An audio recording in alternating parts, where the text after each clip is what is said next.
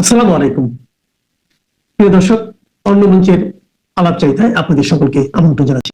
বাংলাদেশে ইউনূস সরকার একদম বেড়ে খেলছে, ক্রিজের মধ্যখানে এসে চার ছক্কা মারছে। চার ছক্কা মারতে গিয়ে কখন যে ক্যাচ আউট হবে সেটা কিন্তু চিন্তা করতে পারছেন না, কিন্তু মাঝে মাঝে কিন্তু বাউন্সার পড়ছে। এই বাউন্সার কি পড়ছে আর কোনগুলো সুইং বল আসছে সেগুলো নিয়ে আমি সন্ধ্যেবেলা ব্যাখ্যা করব। কিন্তু গতকালকে আমাদের বাংলাদেশে যে ভারতের রাষ্ট্রদূত, হাই কমিশনার, রাষ্ট্রদূত বলবো না, হাই কমিশনার। আচ্ছা, অনেকে আমাকে প্রশ্ন করেন হাই কমিশনার এবং হাই কমিশন এবং এমবেসির মধ্যে তফাৎটা কি। দেখুন, আমি তফাৎটা আপনাদের জন্য পরিষ্কার করে দিই।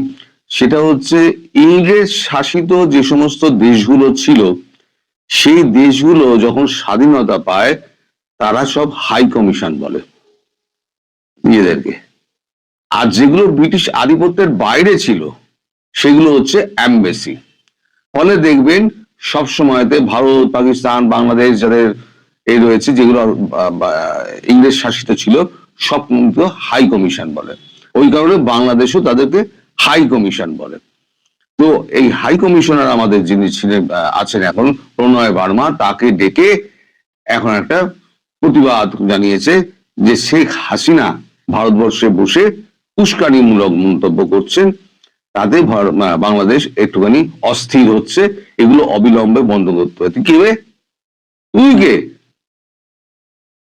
উড়ে এসে জুড়ে বসেছিস? তোরা একটা অবৈধ সরকার, তোরা আবার ভারতবর্ষের মতো বৃহৎ গণতান্ত্রিক দেশকে তোরা আবার জ্ঞান দিবি?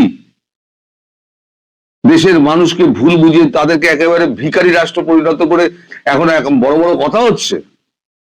যাই হোক, আমার মনে হয় ভারতবর্ষ তো আর এই ভাষায় কথা বলতে পারে না, কিন্তু ভারতবর্ষ কূটনৈতিক ভাষায় তার জবাব দিয়েছে।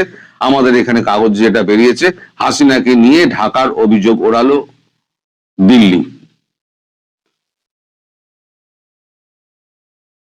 কি লিখেছে আমি আপনাদের, এতে তো লজ্জা শরম নেই। কূটনীতির ভাষাও বোঝে না, কূটনীতিতে জুতো মারা যায় সেটাও বোঝে না।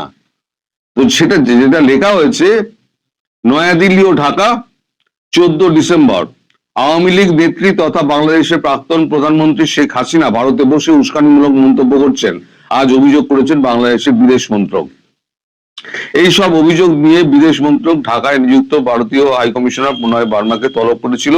আজ বাংলাদেশের বিদেশ মন্ত্রক বিবৃতিতে বলেছে, ভারতে বসে শেখ হাসিনা যেভাবে সমর্থকদের নানা সন্ত্রাসমূলক কর্মকাণ্ডের নির্দেশ দিচ্ছেন, তা নিয়মিত উস্কানিমূলক মন্তব্য করছেন, তা বাংলাদেশের আইন শৃঙ্খলা পরিস্থিতি এবং গণতন্ত্রের পক্ষে বিপজ্জনক।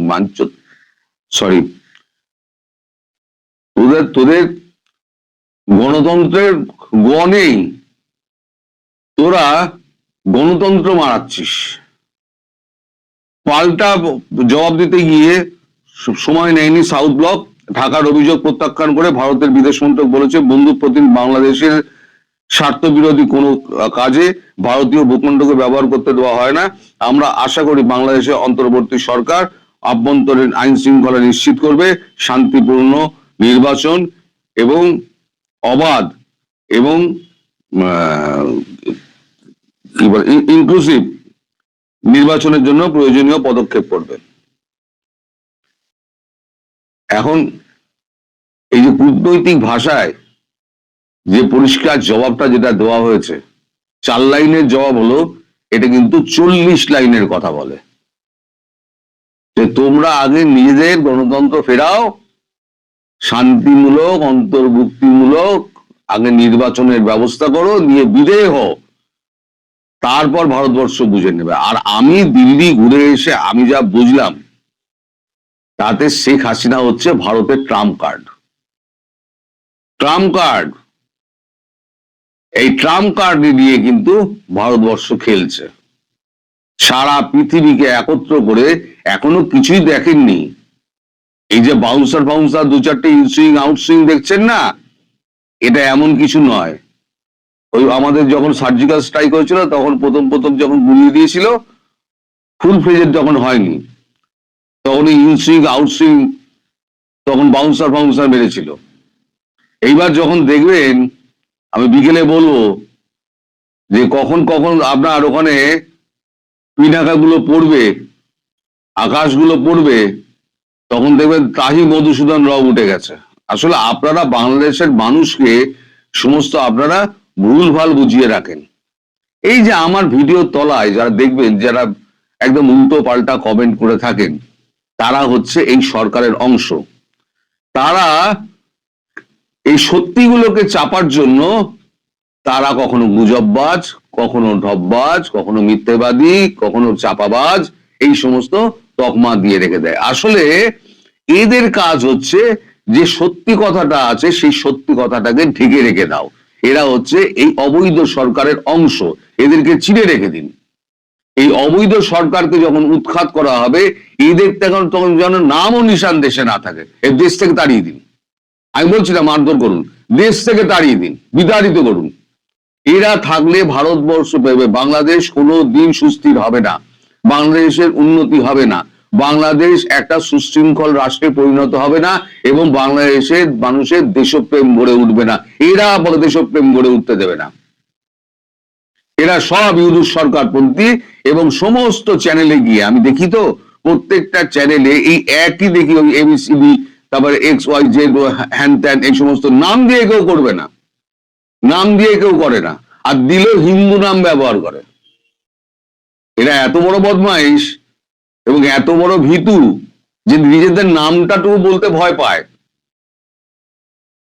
তো হারামজাদা, তোরা কি করবি? ভারতবর্ষের মতো একটা বৃহৎ দেশকে তোরা ওই শুধু চাপাবাজ আর ঢপবাজ বলে তোরা আটকে রাখতে পারবি?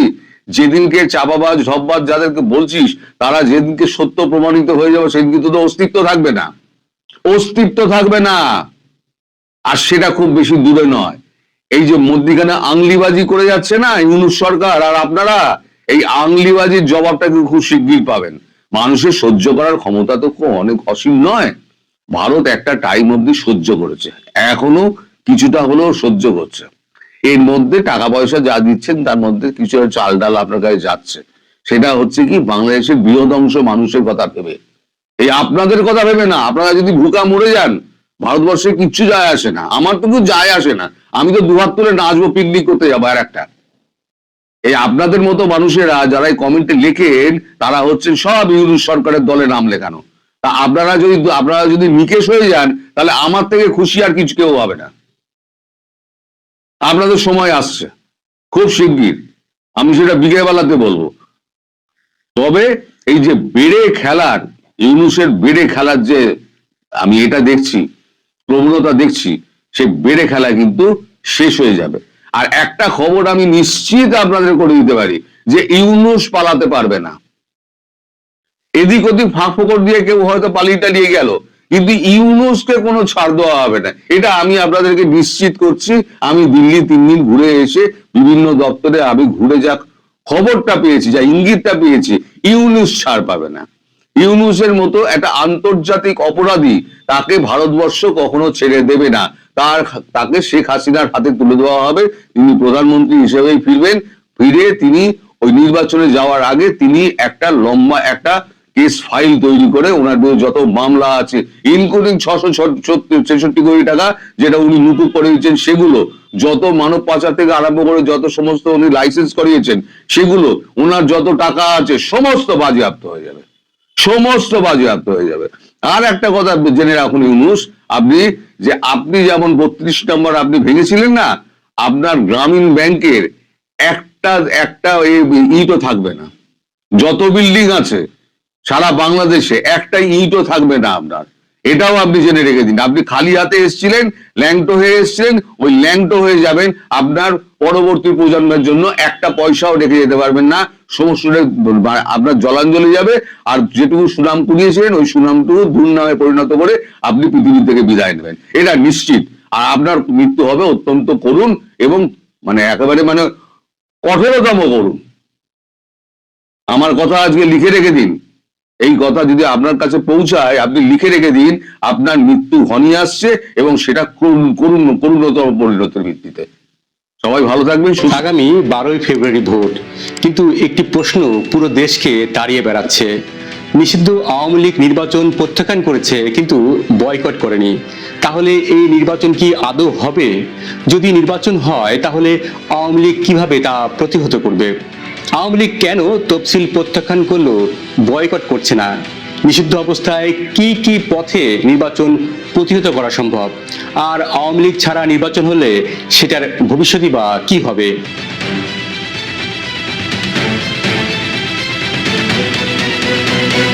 বাংলাদেশের রাজনীতিতে নির্বাচন বয়কট নতুন কিছু নয়। 1996 সালে 15 ফেব্রুয়ারি নির্বাচন এবং 2024 সালে 5 জানুয়ারির এই দুটি নির্বাচন ইতিহাসে লেখা আছে একতরফা ভোটের প্রতীক হিসেবে। আওয়ামী লীগ এই ইতিহাস খুব ভালো করেই জানে, তাই দলটি বলছে আমরা তফসিল প্রত্যাখ্যান করছি কিন্তু নির্বাচন বয়কট করছি না। এই বক্তব্য আপাতদৃষ্টিতে সাংঘর্ষিক মনে হলেও এর ভেতরে আছে গভীর রাজনৈতিক হিসাব। চলুন জেনে নিই নির্বাচন বয়কট করলে কি হয়। তখন সরকার বলবে ওরা নিজেরাই নির্বাচন থেকে সরে গেছে, আমাদের কিছুই করার নেই। আর আন্তর্জাতিক মহল বলবে অংশ না নেওয়ার সিদ্ধান্ত রাজনৈতিক দলের, সেই সঙ্গে ভবিষ্যতে রাজনৈতিক দর কষাকষির জায়গাও কমে যাবে। কিন্তু বয়কট না করলে আওয়ামী লীগ বলতে পারবে আমরা নির্বাচন চাই কিন্তু আমাদের বাদ দিয়ে নির্বাচন করা হচ্ছে। এটাই হচ্ছে রাজনৈতিক কৌশল। এখন প্রশ্ন জাগতেই পারে, নিষিদ্ধ দল হয়েও কিভাবে রাজনীতি চালাবে আওয়ামী লীগ? সরকারি ঘোষণা অনুযায়ী আওয়ামী লীগের রাজনৈতিক কার্যক্রম নিষিদ্ধ, নিবন্ধন স্থগিত, নৌকা প্রতীক অচল। কিন্তু বাস্তবতা কি এতই সহজ? দল নিষিদ্ধ কিন্তু সমর্থক নিষিদ্ধ নয়, প্রতীক নিষিদ্ধ কিন্তু ভোটার নিষিদ্ধ নয়, অফিস বন্ধ কিন্তু নেটওয়ার্ক অক্ষত রয়েছে। আওয়ামী লীগ আজ কার্যত ছড়িয়ে ছিটিয়ে থাকা একটি রাজনৈতিক দল, যার নেতৃত্ব প্রবাসে আর ভোট ব্যাংক দেশে। ভারত, ইউরোপ, আমেরিকা থেকে ভার্চুয়াল বৈঠকে নির্দেশ আসে স্থানীয় নেতাকর্মী এবং সাবেক জনপ্রতিনিধির কাছে। আওয়ামী লীগের কার্যক্রম নিষিদ্ধ হলেও তৃণমূলের কর্মী সমর্থকদের মনোবল এখনো অটুট আছে। এটাই আওয়ামী লীগের জেগে ওঠার চালিকা শক্তি। নির্বাচন প্রতিহত করার নামে আওয়ামী লীগ কি সহিংসতা করবে? আওয়ামী লীগ বলছে আমরা নির্বাচন প্রতিহত করব, কিন্তু প্রতিহত মানে কি আগুন, ভাঙচুর, সহিংসতা? প্রতিহতের নামে আওয়ামী লীগ সহিংসতার পথে কি হাঁটবে? কারণ আওয়ামী লীগ জানে সহিংসতা মানে আন্তর্জাতিক বৈধতা হারানো। সেই সঙ্গে আওয়ামী লীগের নেতাকর্মী নতুন করে আইন শৃঙ্খলা বাহিনী এবং প্রতিপক্ষ রাজনৈতিক দলের রোষানলে পড়বে। তাই এই সংকট সময়ে সহিংসতার পথে নেমে দলের অস্তিত্ব আরো ঝুঁকির মুখে ফেলবে না আওয়ামী লীগ। তাহলে নির্বাচন প্রতিহত করার পথগুলো আসলে কি? আওয়ামী লীগ সম্ভাব্য 5টি প্রতিহত কৌশল নিতে পারে। কৌশল 1, ভোটার অনুপস্থিতি, সবচেয়ে শক্তিশালী অস্ত্র। ভোট কেন্দ্রে না যাওয়া। যদি আওয়ামী লীগের বড় অংশের সমর্থক ভোট কেন্দ্রে না যায় তাহলে ভোটের হার কমবে, নির্বাচনের গ্রহণযোগ্যতা প্রশ্নবিদ্ধ হবে, সরকার আন্তর্জাতিক চাপের মুখে পড়বে। এটা হচ্ছে নীরব প্রতিরোধ। কৌশল 2, নীরব নির্দেশনা। আওয়ামী লীগ সরাসরি কাউকে সমর্থন দেবে না, কিন্তু নির্দিষ্ট এলাকার নির্দিষ্ট প্রার্থীকে গোপনে সমর্থন দিতে পারে। স্থানীয়ভাবে বার্তা যাবে ওকে ভোট দিও না, অর্থাৎ কারো পক্ষে কাজ না করে অন্যদের ঠেকানো। একে বলা হয় প্রতিরোধ গড়ে তোলা। কৌশল 3, আইনগত এবং সাংবিধানিক প্রশ্ন তোলা। আওয়ামী লীগ এখন রাজপথের চেয়ে আইনি এবং সাংবিধানিক লড়াইকে গুরুত্ব দিচ্ছে। নির্বাচন কমিশনের বৈধতা, ইউনূস সরকারের অধীনে নির্বাচন আয়োজনের আইনগত ভিত্তি, আন্তর্জাতিক চুক্তি এবং গণতান্ত্রিক মানদণ্ড, এই যুক্তিগুলো তুলে ধরতে পারে জাতিসংঘ, ইইউ, কমনওয়েলথ এবং মার্কিন কংগ্রেসে। কৌশল 4, আন্তর্জাতিক বৈধতার সংকট তৈরি করা। একটি নির্বাচন শুধু ভোট হলেই হয় না, প্রয়োজন আন্তর্জাতিক স্বীকৃতি। আওয়ামী লীগ চাইবে পর্যবেক্ষক না আসুক, নির্বাচন নিয়ে প্রশ্ন উঠুক। এবং কৌশল 5, নির্বাচন পরবর্তী চ্যালেঞ্জ। সবচেয়ে বড় খেলা হবে নির্বাচনের পর।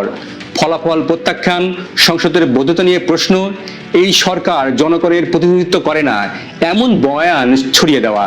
এই হচ্ছে দীর্ঘমেয়াদী প্রতিরোধ কৌশল। আওয়ামী লীগ ছাড়া ফেব্রুয়ারিতে নির্বাচন হলে কি হবে? আওয়ামী লীগ ছাড়া নির্বাচন মানে সংসদ হবে কিন্তু ঐক্যমত থাকবে না, সরকার হবে কিন্তু বৈধতা প্রশ্নের মুখে পড়বে। রাজনীতি চলবে কিন্তু অস্থিরতা থাকবে, এটাই হবে নির্বাচন পরবর্তী সংকটের রাজনীতি। আওয়ামী লীগ বয়কট করছে না, কারণ তারা রাজনীতি ছাড়েনি। নিষিদ্ধ হয়েও তারা খেলছে ভিন্ন মাঠে, ভিন্ন কৌশলে। এই নির্বাচন শুধু একটি ভোট নয়, এটি ভবিষ্যৎ ক্ষমতা লড়াইয়ের প্রথম ধাপ। শেষ প্রশ্নটা থেকেই যায়, আওয়ামী লীগ ছাড়া নির্বাচন কি সত্যি শেষ কথা, নাকি এটা আরো বড় রাজনৈতিক সংঘাতের শুরু? জানান আপনার মতামত। ভিডিওটি শেয়ার করুন, লাইক দিন এবং সম্ভব হলে আমাদের চ্যানেলটি সাবস্ক্রাইব করুন। আর এতক্ষণ আমাদের সঙ্গে থাকার জন্য ধন্যবাদ।